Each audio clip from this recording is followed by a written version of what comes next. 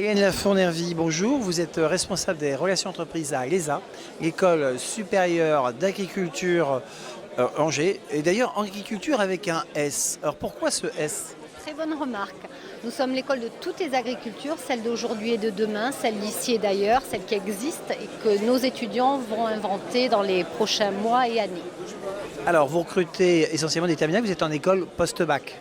Tout à fait. Nous recrutons des bacheliers, des diplômés du baccalauréat, pour des formations qui vont du bac plus 2 au bac plus 5, voire au-delà, c'est-à-dire des BTS, des licences professionnelles, une école de commerce intégrée qui s'appelle AgriCadre et une école d'ingénieur évidemment en post-bac.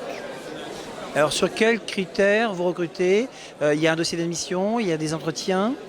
Alors, selon les formations, soit on va suivre la procédure classique APB, soit nous retrouver sur un autre portail qui s'appelle Grandes Écoles Post-Bac, qu'on oublie parfois, sur lequel on va déposer un dossier qui sera examiné par les écoles membres de notre réseau, de la FESIA, en vue d'organiser des entretiens pour les dossiers présélectionnés.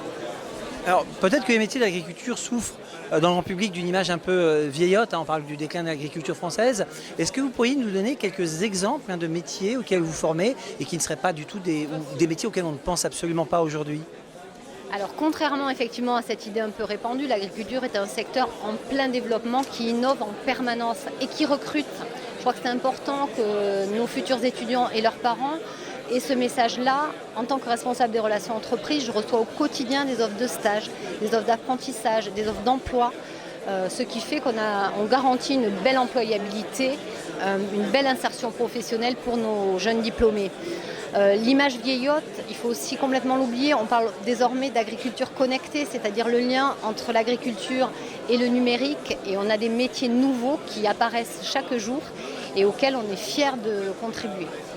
Alors, recrutement important en terminale pour votre cursus post-bac, mais aussi possibilité de poursuite d'études.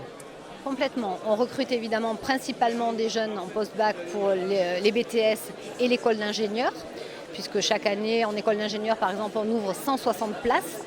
Mais également, nous proposons des poursuites d'études au niveau de la licence professionnelle. Donc après un bac plus 2, on peut faire une licence professionnelle sous statut étudiant ou en alternance, contrat pro ou apprentissage.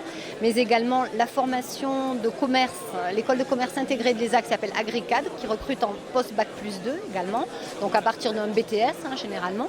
Et pour l'école d'ingénieur, il y a des passerelles, ça se multiplie de plus en plus, même s'il faut le dire, le nombre de places est plus limité qu'en admission en première année. Donc on va recruter entre 20 et 30 personnes chaque année en deuxième, troisième, voire quatrième année. Hélène Lafournervie, merci.